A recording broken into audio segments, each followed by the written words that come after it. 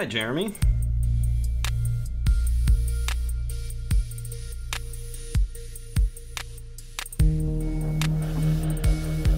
Welcome.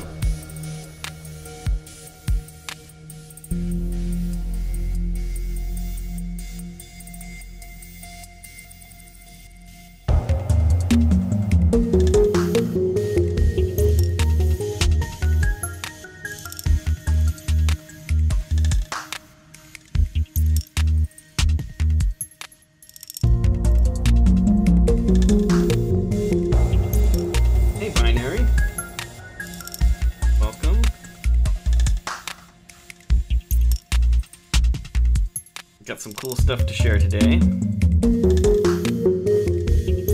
Hey Kevlario, welcome.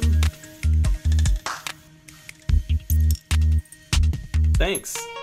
This is the first time I've gotten a reaction from people for the trailer music. The last several trailers haven't really gotten much comment. Hey RP Varela, and hey Time Traveler. Things are going pretty good.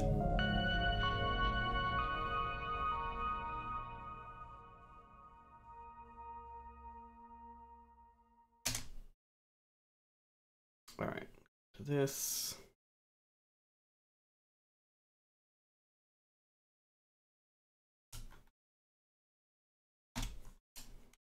So,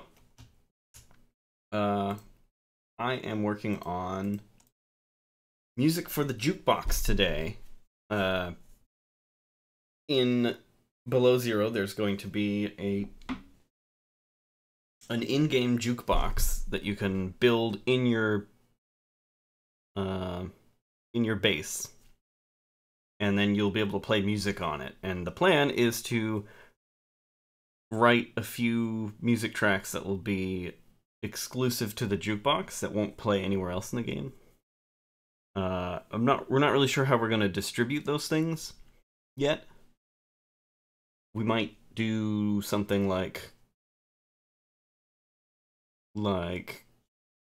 the music is like scattered in the environment, and then you can find it as like a disc or whatever, just like a data pad that you find in the game. And anyway, so I'm writing this piece for that. For those of you who don't know, I'm Ben. I'm working on the music for Subnautica Below Zero. I did not work on the first Subnautica. And you've probably heard my work in FTL or Into the Breach, Gravity Ghost, Dark Side Detective, or a few other games. Photographs, my latest game. But yeah, today, that's what we're working on. So, let's get right to it.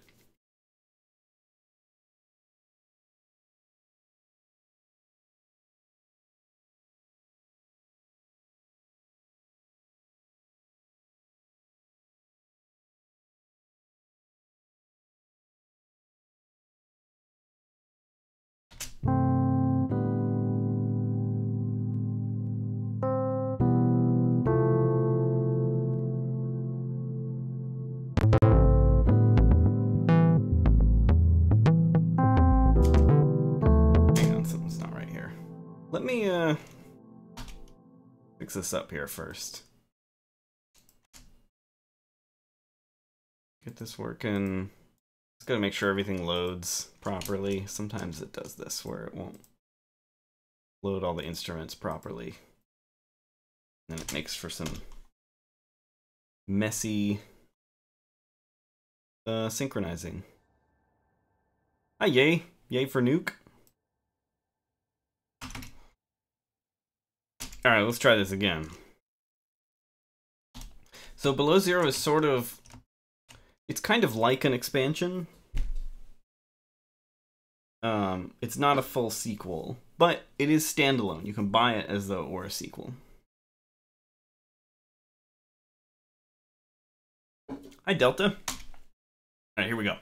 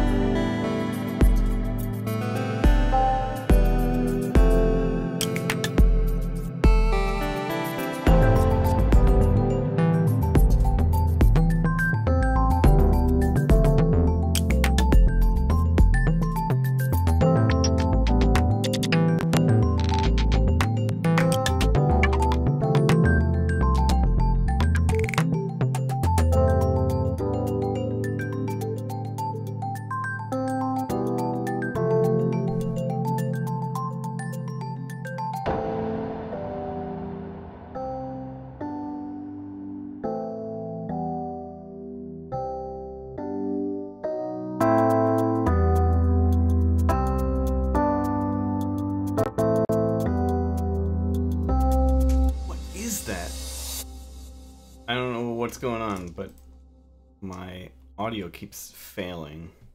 What could be doing that?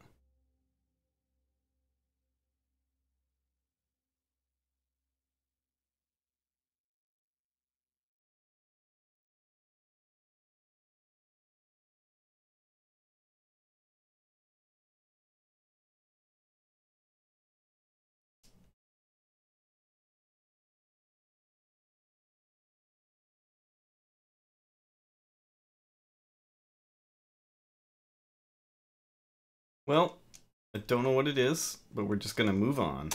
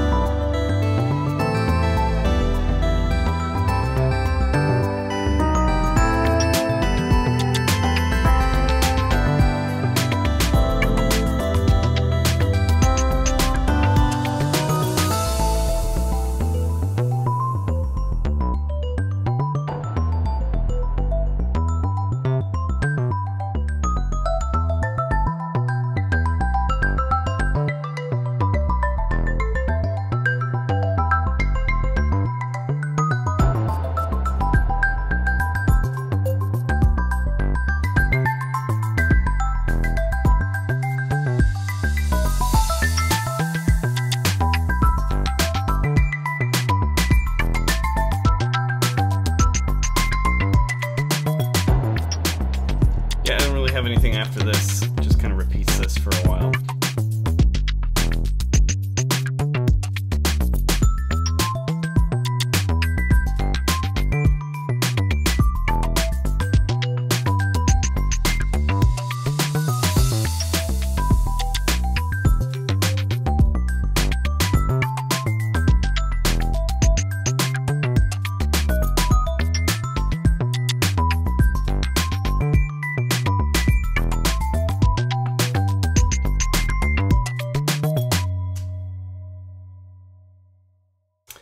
But yeah, I am loving this. I'm having a lot of fun making it. It's fun when you don't have any like constraint for like mood or tone, since it's a piece for a jukebox.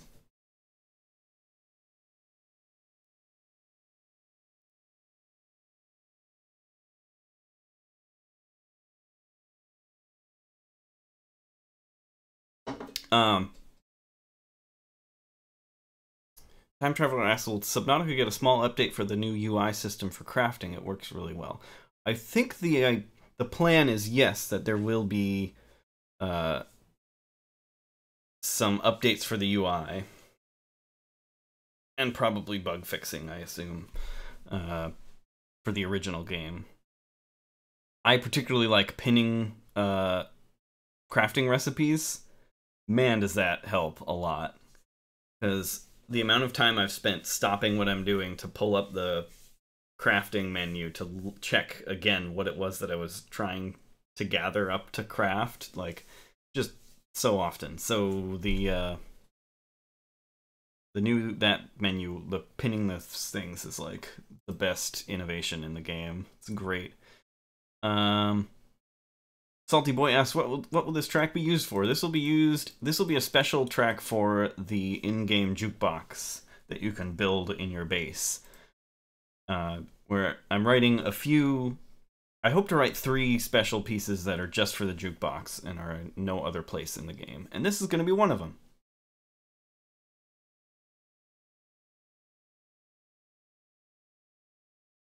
Hey, Tom.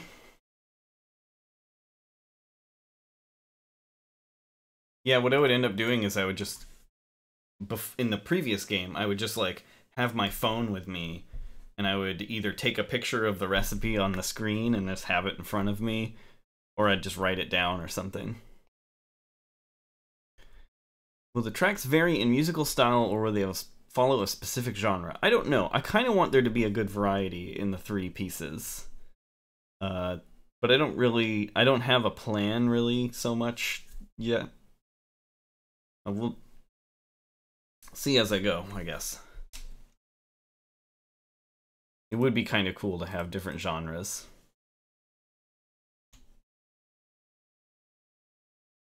But yeah, one kind of neat part of this track is that it adds a swing midway through. So like when you get to the bell part here is the first time you get kind of like a swing rhythm. So like here.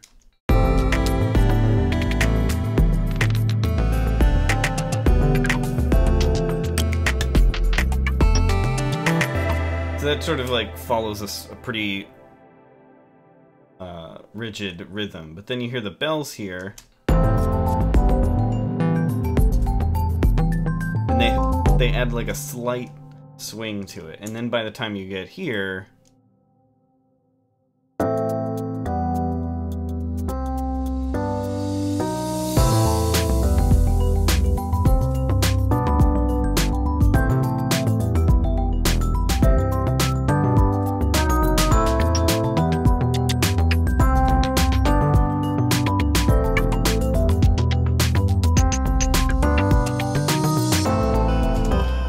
entirely like swing rhythm.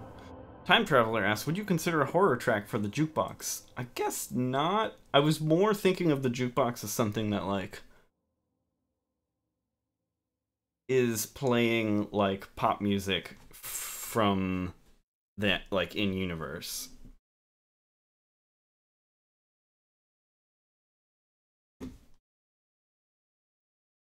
So probably not going to have any kind of horror. But who knows? Not saying no entirely. But yeah, it would be fun to do stuff that's like kind of in-depth for like in-universe pop music, and actually like try to imagine what might be the pop music of that era.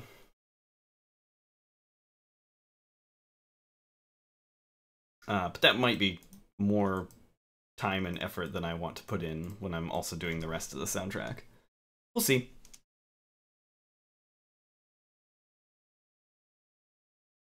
One of my favorite things in this track is this funky bass line. This is one of the first times I've ever done an arpeggio for a bass line, which is with Omnisphere. I use like the ARP function.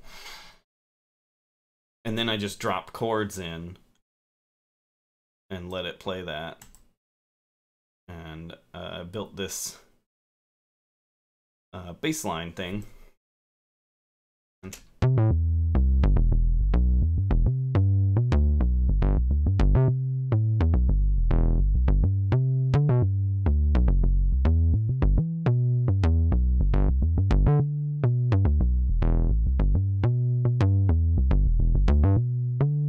It's really fun.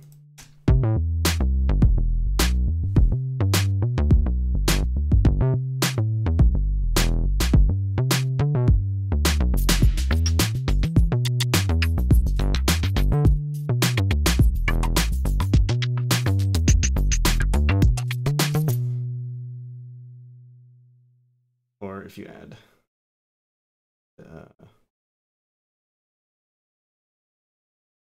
chords to it as well.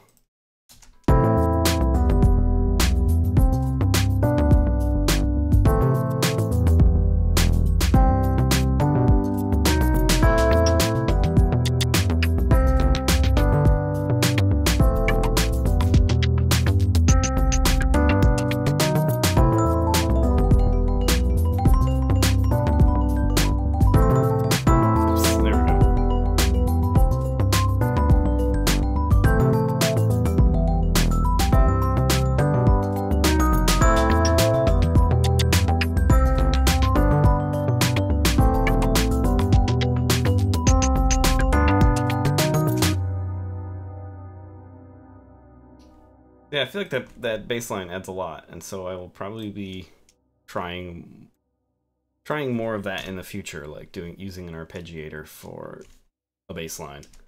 Hey, Somnivox.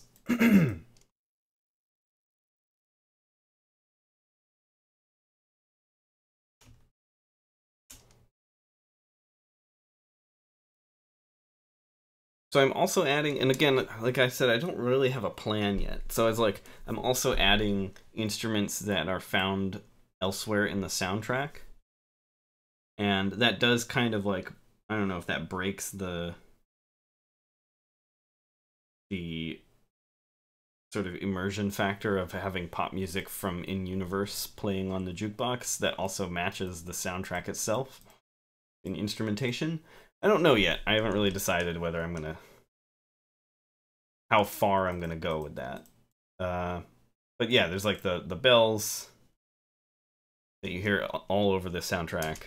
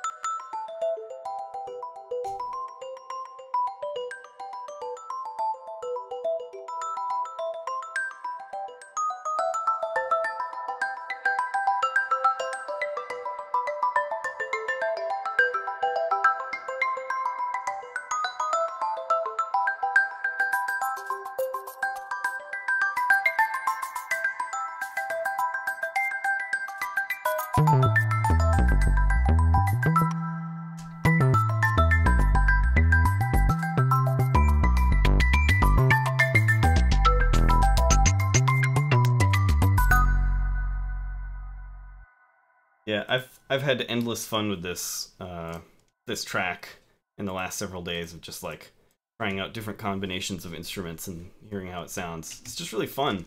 I enjoy the chord progression that I came up with, and all the instruments sound really good. I don't know, it all came out. The only thing I'm not really into is the melody that I came up with here. I want to change some of it, but I don't really know how I'm going to change it yet. So it looks like a lot of new people showed up. So let's play this again from the beginning.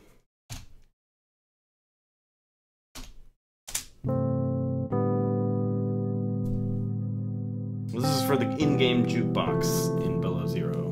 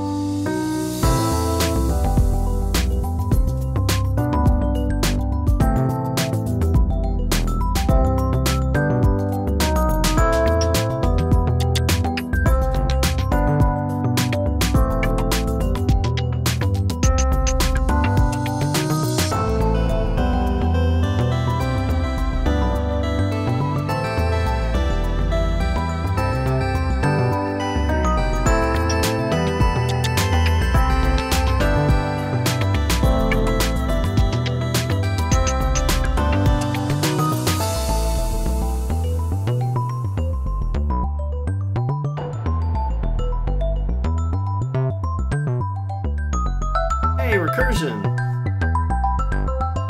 Hey, Revital!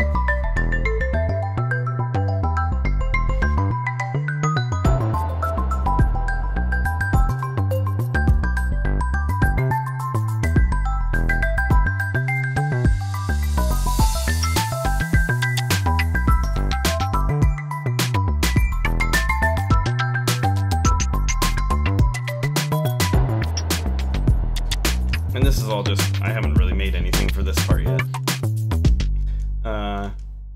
But hey, hi everybody. Somnavox. Hey Oxalot. And Matt Zazilla. Somnavox, I'm not quite sure I understand your question. Always wondered how you came to do such atmospheric music without getting basic or environmental. I don't know what that means.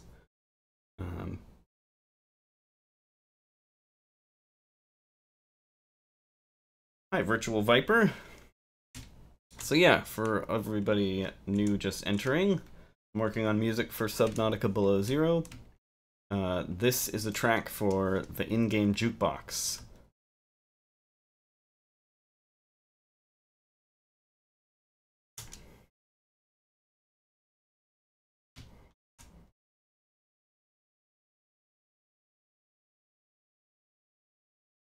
So this has a lot of percussion tracks, I just realized, more than I usually have.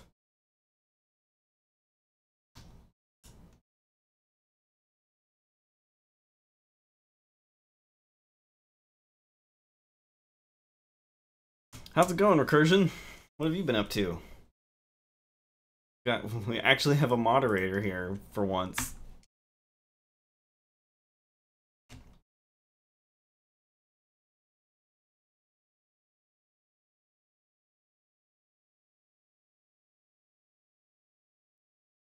A lot of it is just like glitchy stuff. A lot of the percussion. Got like...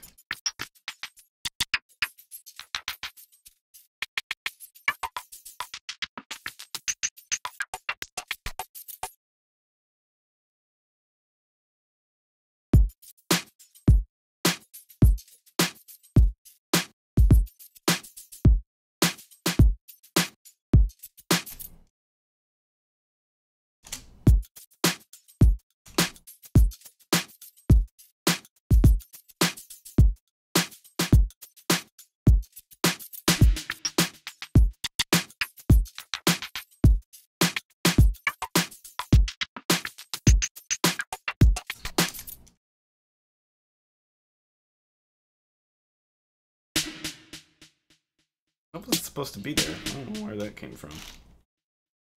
Does that show up every time and I just don't hear it because all the other stuff?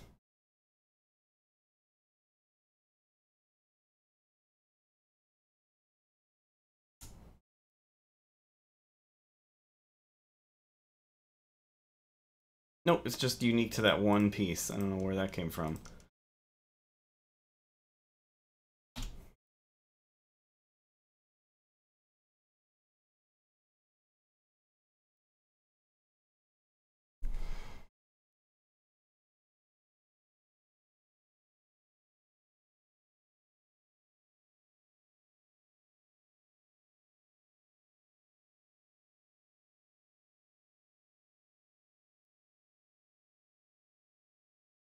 Okay, so you're asking, how do I make atmospheric music without the music getting too basic or too backgroundy? I think that's what you're... Is that what you mean? I didn't quite understand if you meant if I had something or if I... But anyway, I think I know what you're saying. I honestly, I don't really know. I think part of it is that just the way that I compose just lends itself really well to that. It's also about, like, you don't want your chord progressions to be too complicated or move around too much. For example, I have an example right here. This chord progression that I came up with for the second half of this song, I don't think I would use it in the game itself, like for any environmental area, because there's too much movement going on.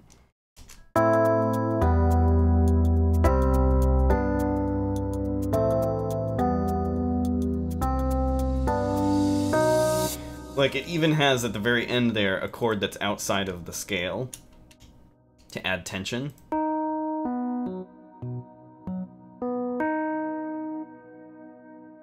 And that kind of thing would tend to take you out of the atmosphere of the area. So you more want to do chord progressions that don't have a lot of note changes. And you can hear that particularly in, you know what, I'll load up the other track that I've worked on recently, and you can see an example of that. So let's do that.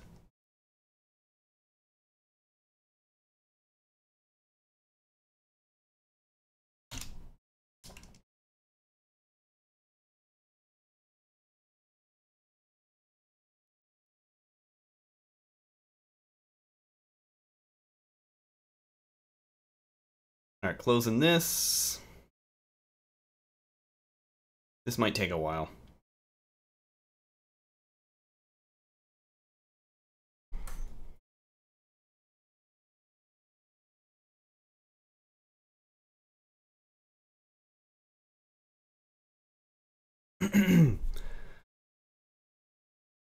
Yeah, so it's a lot of it is just like how you write your melodies and chord progressions. And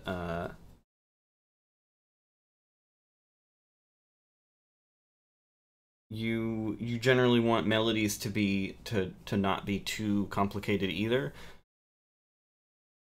But you still want song structure. I think that's like the part of the key of it too, is that I still approach it like I'm making a song of some kind. And that kind of helps, instead of like, I'm not approaching it like a sound designer. And that might help as well. Start up Voxingo Recorder here, and oh, you know what? Let's also turn this down and make sure everything's loaded. Surround a bit, surround. Everything loads.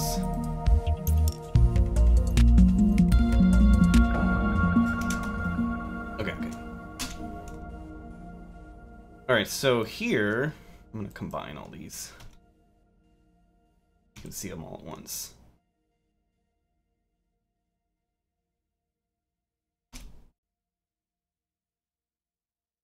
Put it between the chat and my window so you can see all the notes here.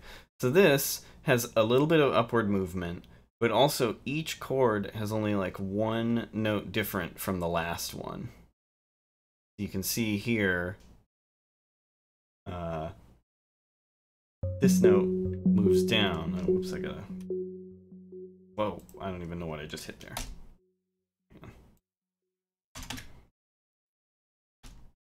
Okay.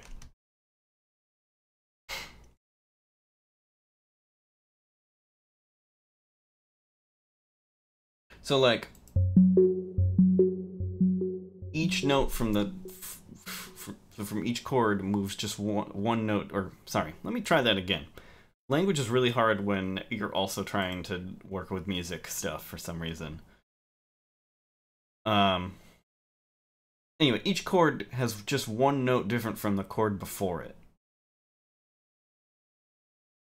And that makes the movement very slow, and you get this nice like smooth movement that feels very atmospheric.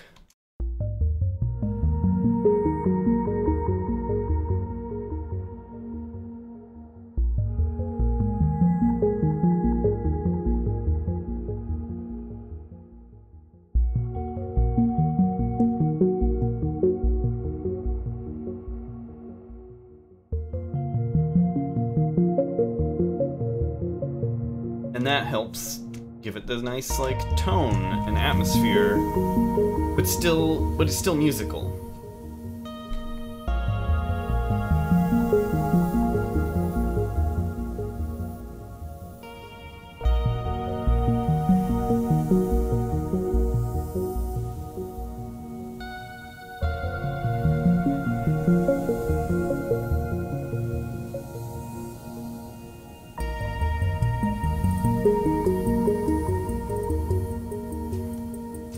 get the idea. Let's answer some of the questions here. The Recursion asked, how do you prevent your ambient tracks from getting muddy in the mix? I can't seem to find a good balance whenever I try my hand at ambience, as is evidence in the terrible work in progress I posted the other day. Ah, damn, I haven't gotten to it, but I mean, it's the same. It's all the same principles that you would use to get any mix from being muddy. I guess ambient music depends on what instruments you're using. It's very easy for a lot of sound to get muddy, like have a lot of stuff. Here, I'll pull up the EQ band here. It's very easy for a lot of it to get real muddy in this range, like the 100 to 200 hertz range. This is where stuff can get really ugly.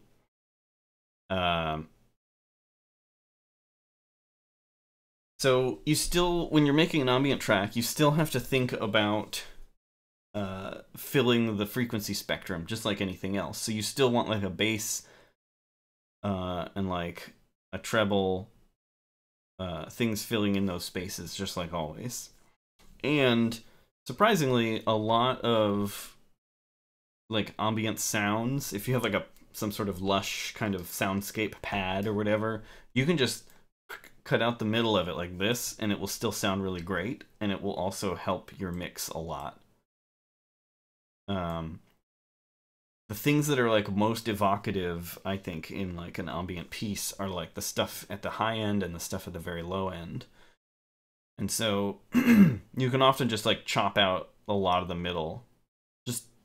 Just gut it and see how that sounds. Another tip is to not go crazy with reverb. You want good reverb, but you don't necessarily want every instrument to have it.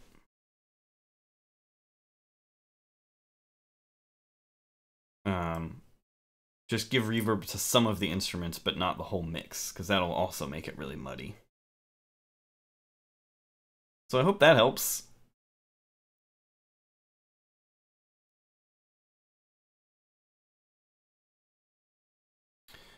Oxalot asks, do you know how to produce music for a video game when you are unknown? The best thing you can do is join in on like Global Game Jam, or go to local game jams if you have any. If you live in a city, there's a very good chance that there's some local game development group, and you can go to those. Like they might meet up or something. You can go to those and, you know, find people to work with.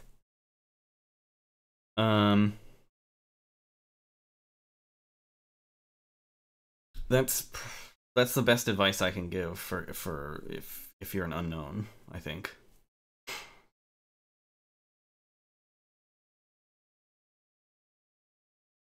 If your goal is to just make music for a video game, if your goal is a career in making music for video games, that's a lot more complicated and will require a lot of time and effort and dedication. That's something you have to devote several years of your life to, if that's what you really want to do. And it involves lots of networking, as Recursion says. Gotta go to events, go to the Game Developers Conference, or go to Indiecade, or go to any of the Fantastic Fest, Fantastic Arcade. Go to these things and meet people. That's the best advice I can give there. And also write lots and lots of music. Never stop writing music. RP Varela asks, will you guys be on E3? I don't know, actually. I have no idea what Unknown World's E3 presence will be. All of us will be, like, it's happening this weekend, right? We're all kind of getting ready for a retreat. The whole team is going to a retreat in France, which is insane. I've never been to France, so this is going to be weird, going on Monday. It's pretty exciting.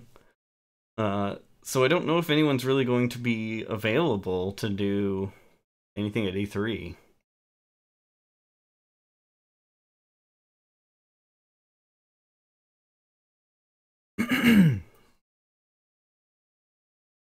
K-Man600 asks, throughout your career, how much science understanding was necessary for you, like sound waves, etc.? That is a good question.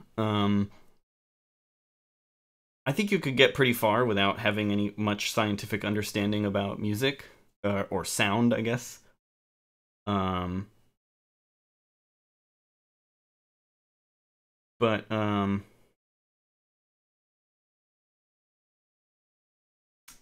the main thing that like really helped me was when I went to school for audio engineering, I did a 2-year program for audio engineering at like a local school. It was basically like a community college.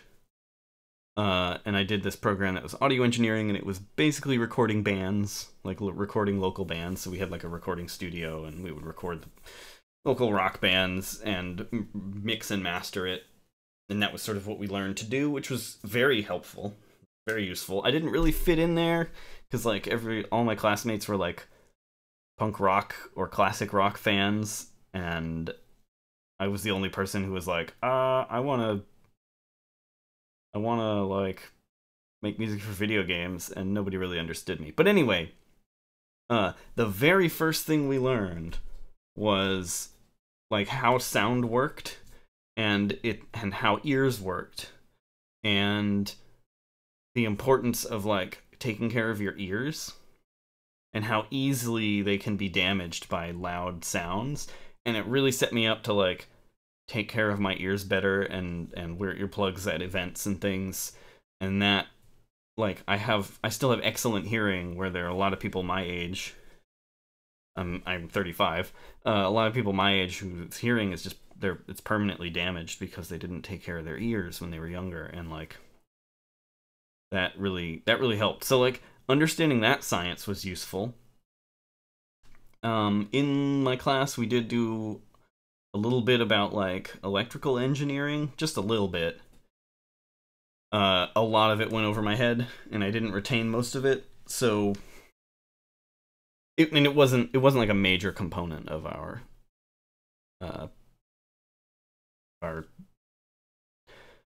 teaching. But I still think learning about the frequency spectrum is pretty important, and like understanding how different sounds affect like happen on the frequency spectrum, and how like the difference between frequency and pitch is also really important to learn, I think. So yeah, I think some of the science is pretty useful now that I've gotten into it. So there you go. Science, learn it.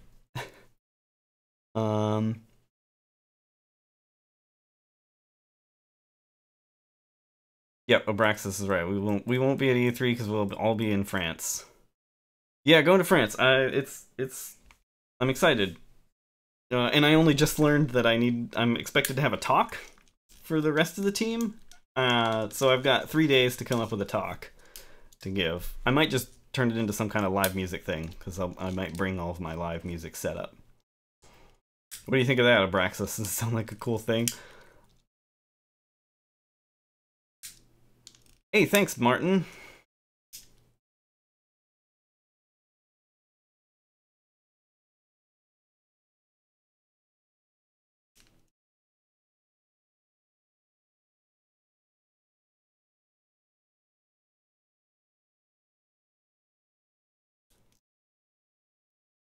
We're actually not going to Paris. We're going to a pretty remote place.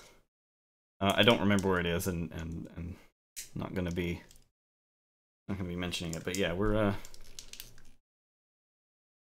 we are gonna be kind of out of the way, off the beaten path in France, which is also kind of exciting.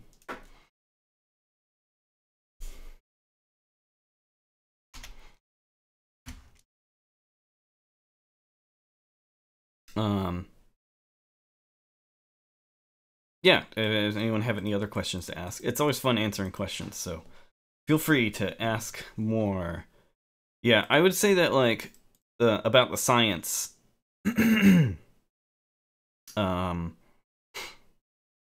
some basic understanding of acoustics, how ears work, and understanding frequencies and like the difference between frequency and pitch. I think those are all important areas to learn for making music. I think it will help you overall.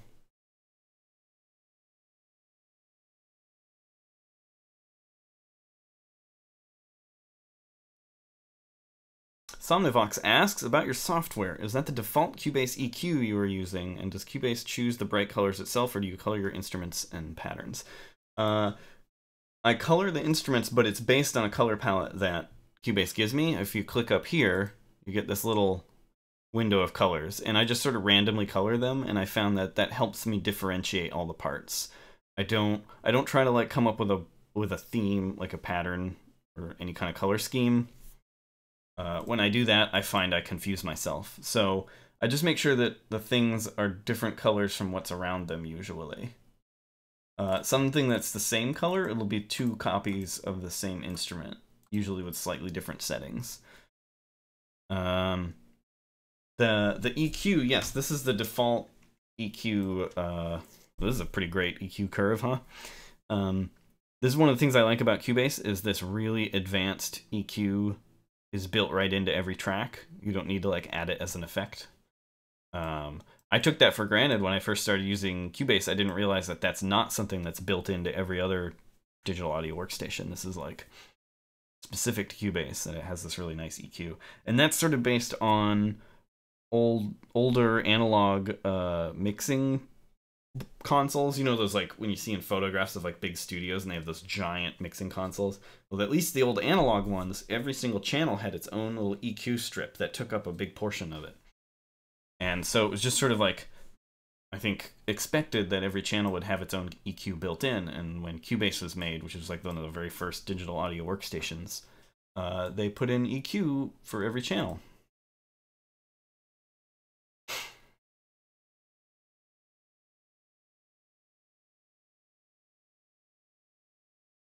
Oh yeah, sorry, I didn't answer one of the earlier questions. Yeah, this chord here is definitely arpeggiated. It's another arpeggio with Omnisphere, just like the bass line from the previous track. So we load up Omnisphere here.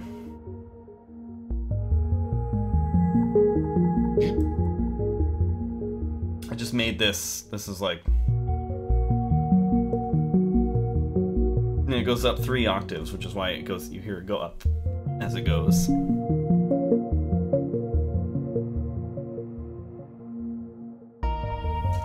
And that's it. That's how it works. It's very simple. Cubase default colors are depressing. I like the dark color because it's nice on my eyes, but yeah, I don't really like that it's like this dark gray. I might change that at some point. Bitstorm asks a good question. Only question I have is the old what is music? Birds love the stuff, but it seems to have evolved from there. I don't think anyone really knows what music is. There's a book that I've been wanting to get and read for a while called The Singing Neanderthals, and it's like some speculation mixed with archaeology and anthropology about the origins of music. Sounds pretty cool.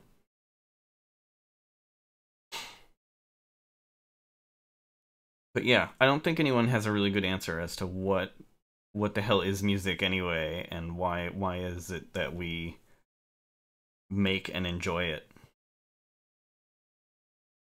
But yeah, The Singing Neanderthals. I've read another book by that same author, and he's pretty good. So I think it's probably pretty good.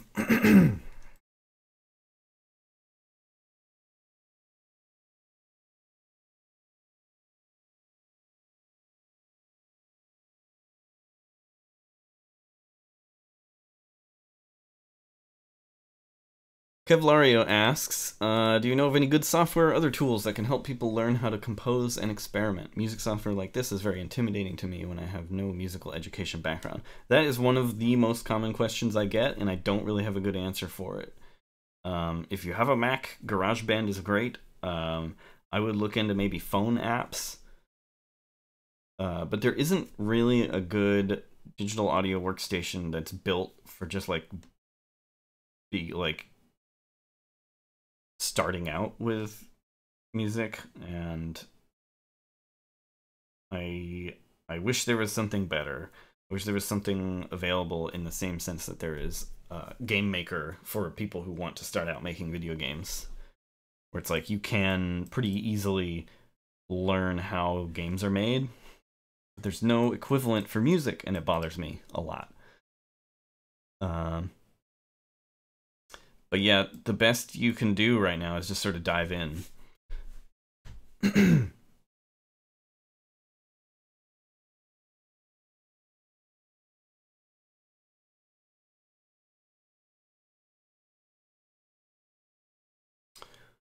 Somnivox asks, any recommendation for a spectrum monitor or EQ that does that well? And that being monitoring the loudness of the frequencies. I don't have any recommendations for that.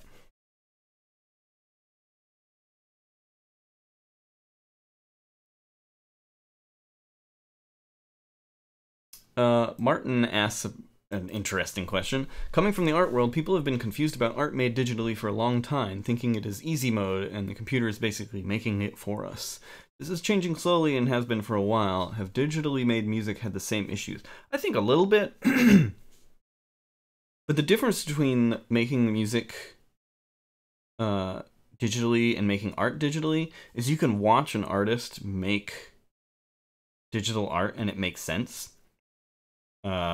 You like, there are art streams, right? And like art time lapses, and it's like very easy to follow what's going on even if you don't have the skill. But you can't, there's no equivalent of that for digital music. Like, you like looking at this screen here, it's very difficult to parse if you don't know anything about digital music. So I think it's not quite a very like a perfect comparison. But I think there is sort of there are certainly lots of people who are like, oh, electronic music's not real music, you know, because you don't play with instruments or whatever. That's like, I got a lot of that when I was in that 2-year program, because I was into electronic music, and they were all classic rock and punk rock enthusiasts, and they were all like, electronic music isn't real, you know, and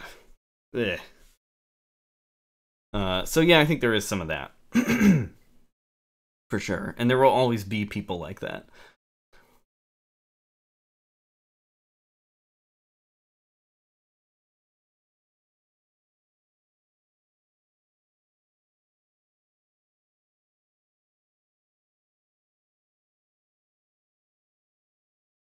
Virgin asks, Ben, how do you get to that fancy EQ page? I just used the one on the side rack. I don't even know what you're talking about. You mean in the inspector has an EQ? Oh, it does. Whoa. You know, I never even knew this was here. No, it's the channel strip, or the channel settings. If you don't have a shortcut key for it, it's up here. It's the little E on every channel. Boop, and then you get this page, and this is where you can do the insert effects. You got the EQ. You can even, it's got some other effects you can do that are built in that are just not, that are turned off by default. You've got like a noise gate, and you've got compressors, tape saturation. You got the send effects here. But yeah, this is one of the core features of Cubase. So now that you've discovered it, you're gonna be using it all the time. And here's a really nerdy thing about me. For the editing channel settings, sort of feels like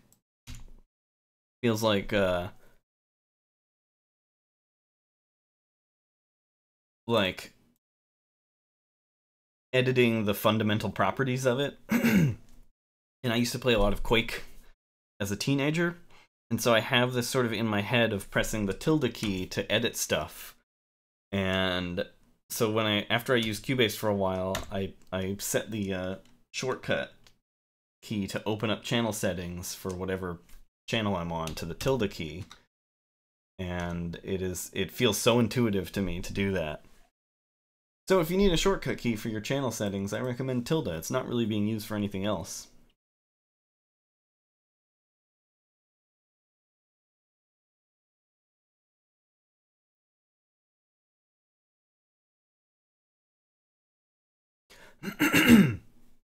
Binary asks, is there already an official page to listen to the music without playing the game? Not yet.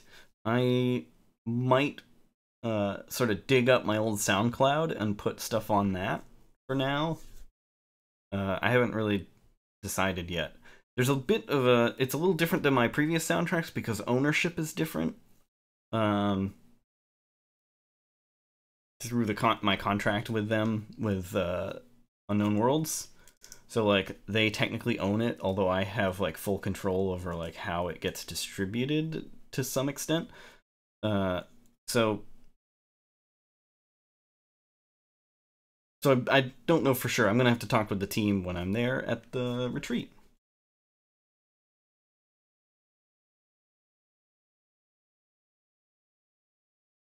Recursion, if you want to change shortcuts, you go to Edit, and you go to Key Commands instead of Preferences. Oh, you guys can't see it because it's covered by the... But yeah, Edit Key Commands, and then you'll get a giant, enormous list of every possible command that's in the game, all in these folders. It's nuts. You can assign a shortcut key to anything, and it's amazing. I love it.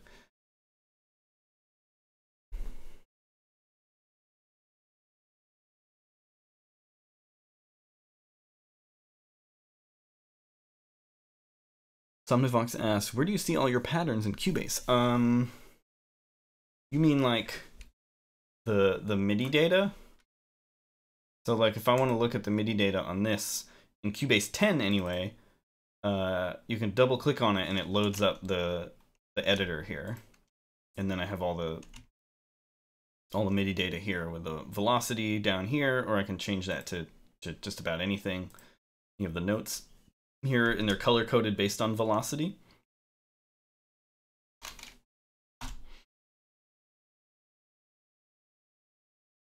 In previous versions of Cubase, I just upgraded to Cubase 10, and from 7.5, so I was pretty far behind. You had to actually, like, go to a separate screen like this in order to edit. And I didn't realize how slow that was until we have this new split screen thing.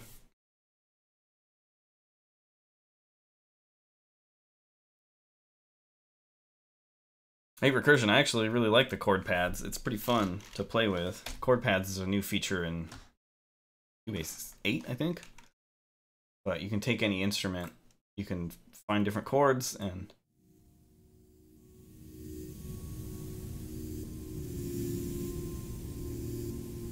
it's good for experimenting. Hey, Agraphco.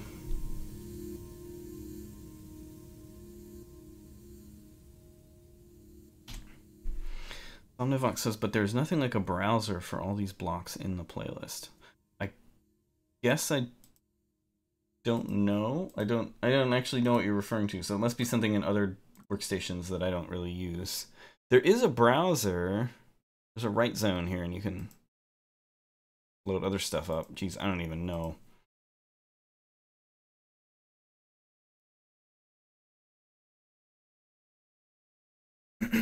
But I keep track of everything in this view, so... Yeah, well, Recursion, some of us don't have your skill with piano.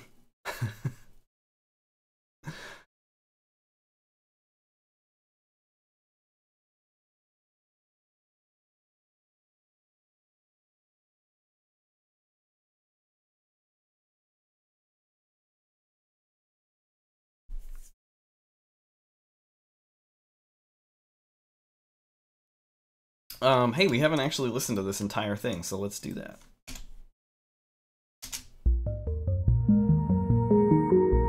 This is for kelp caves in the game, which is an early like cavern system in the game.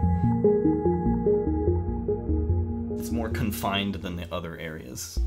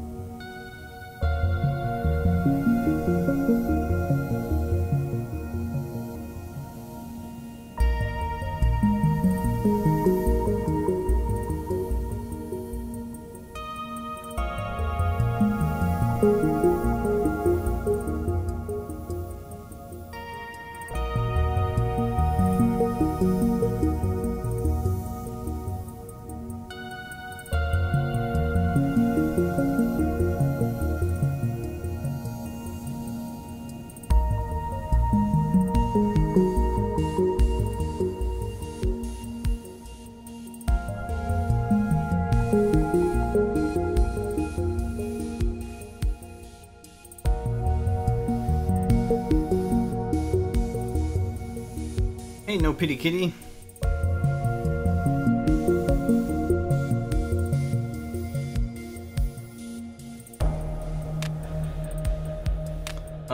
Martin asked, did you make the music for the original Subnautica 2? I did not. I had nothing to do with the original. Just joined for Below Zero.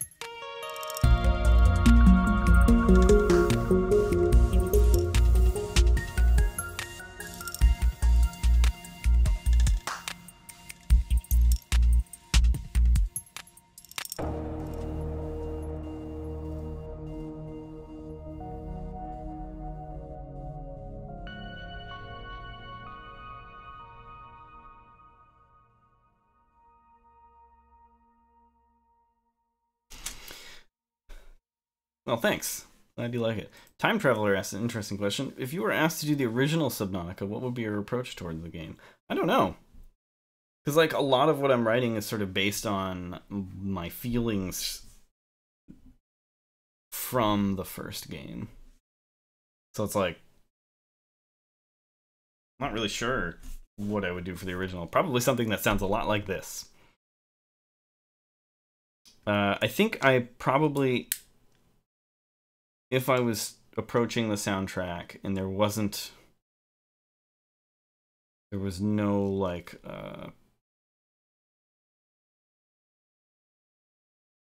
there's no previous soundtrack in place, and I was like, if I was joining the original Subnautica and I had no influence from anything else, I probably would have taken it in a lot more, like, ambient horror direction. There would be less electronic stuff than what the original composer did. But that wouldn't necessarily be better. That's just like what I probably, knowing me, I probably would have done it that way. And I don't think it would have been necessarily better than the original, than what it actually had. Somnivox asks, will there be horror music in this game? Yes. In fact, there is some already. Martin asks, when working on games, do you play an early build first and go from there, or is it more based on ideas from the devs or something else? It's both of those things. I will get an early build as soon as possible. I also try to get as much art from the team and as much writing from the team, everything I can. I basically get absolutely everything I can get from the game. And work from there.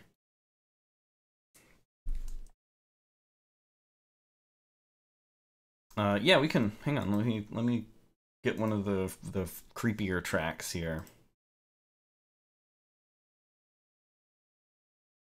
I'll just drop the finished file in here.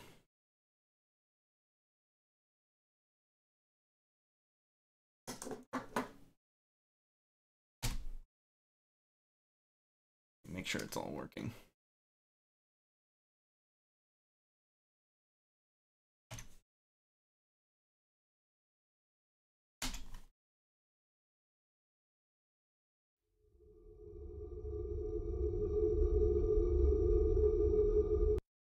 I don't think it didn't convert it. Hang on.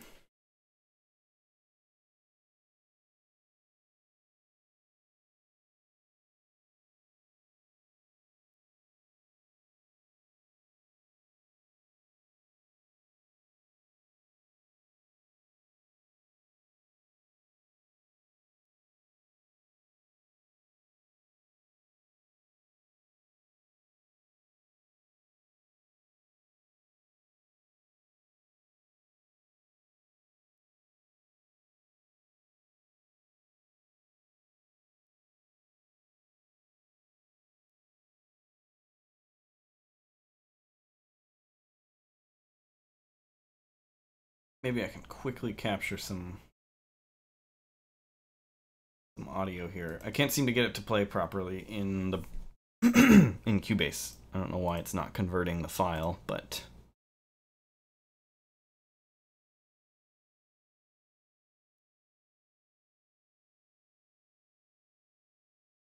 what's your favorite creature currently in Subnautica Below Zero? You know, I don't know. I haven't really picked a favorite. There's some stuff that I can't talk about because it's spoilery that we haven't announced yet. That is something I'm very excited about. So I'll just drop that in there, a little ominous thing. That's probably my favorite thing.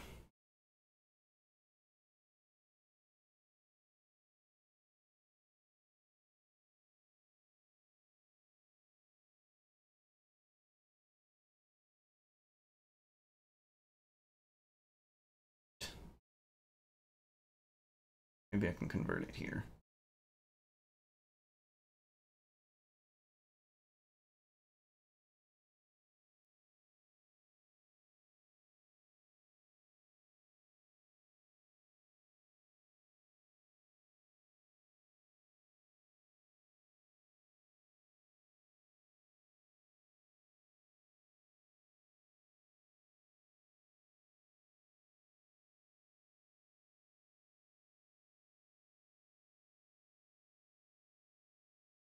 Well, anyway, I guess we're not doing the we're not doing this right now.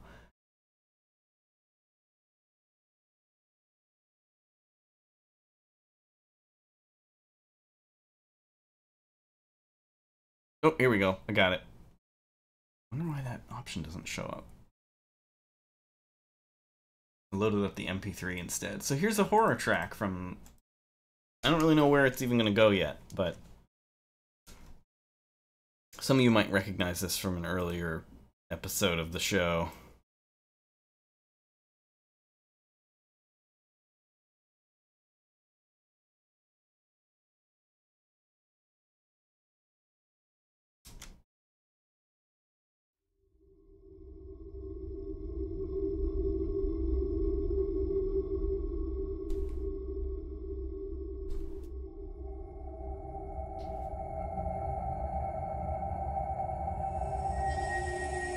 The name's not important.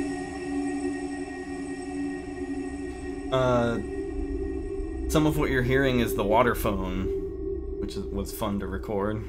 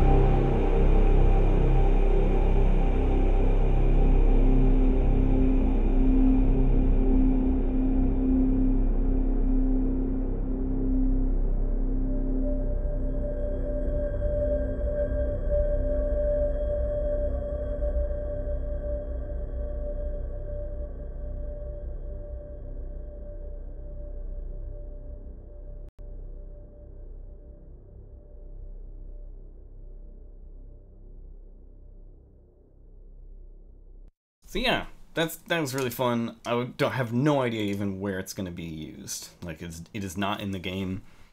It is based on my own memories of playing the first game and like how it made me feel in the scarier parts. That's sort of like what I was going for. And you know, cool water phone stuff. Oof. There's one other creepier piece. Let's see. We can share here.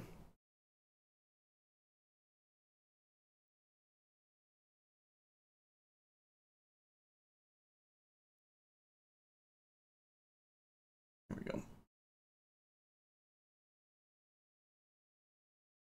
This file says not for the game, but it somehow ended up in the game anyway. Not really sure. This one's not nearly as creepy as the first one. That other one is definitely like the scariest. But this also has water phone stuff in it too.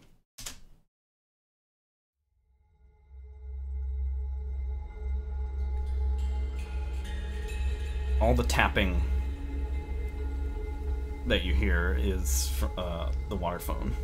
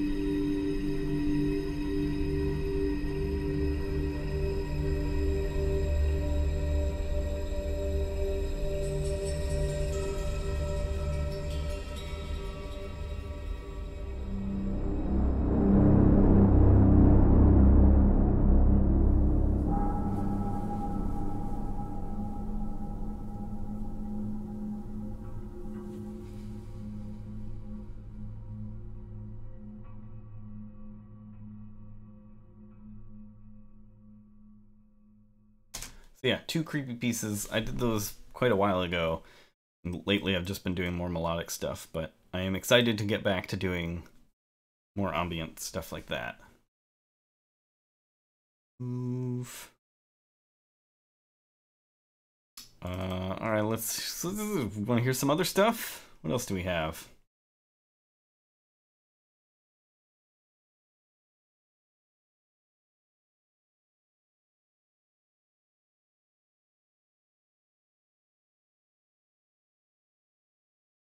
Got Glacial Basin music.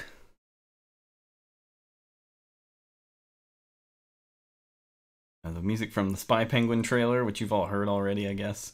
Oh, here's something that I don't play a whole lot. This is sort of for precursors. It's sort of like a general theme for the alien precursor race. And it will be adapted into other pieces.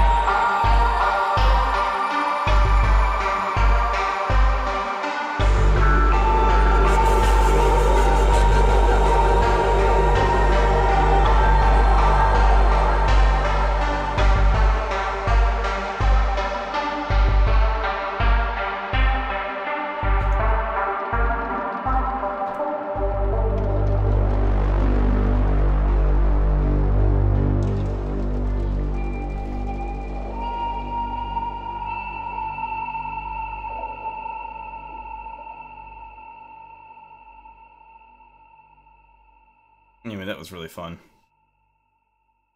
to make. All right, well, I think I'm going to wrap it up for today. But thanks everybody for joining, and it was fun. Thanks for asking so many good questions today. That was it was very stimulating. So I appreciate it.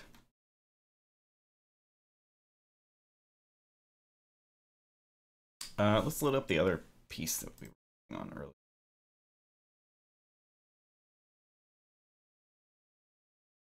And we'll play that. That will play us out.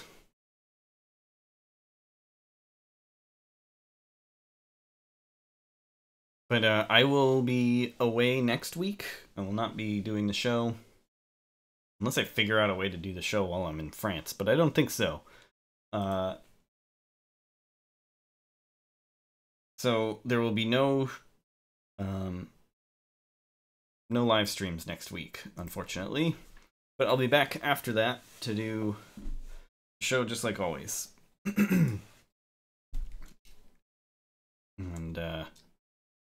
yeah, we'll have a good time. Hang out in the Discord and say hi to everybody. And I will try to pop into the Discord as much as possible. Say hi to everybody.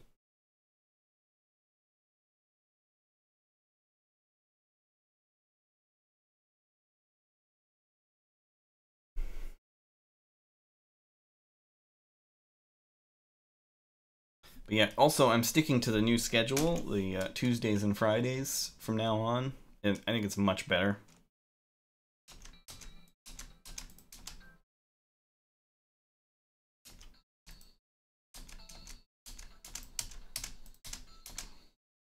Just making sure everything's loaded up properly, and then I will start the recorder. Go.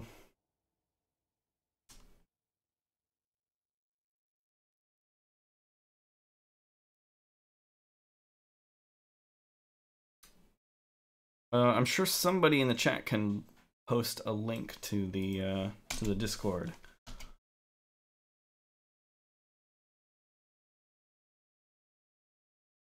Or maybe I can. Hang on, let me. I can get that open right here.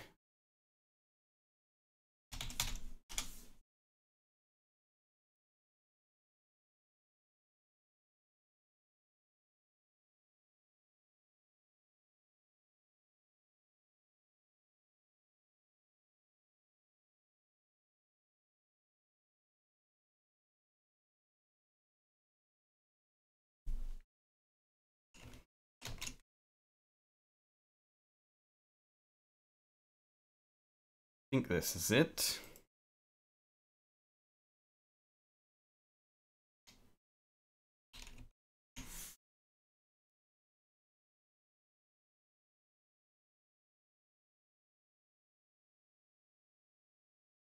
Oh, never mind. Okay, cool. You got it.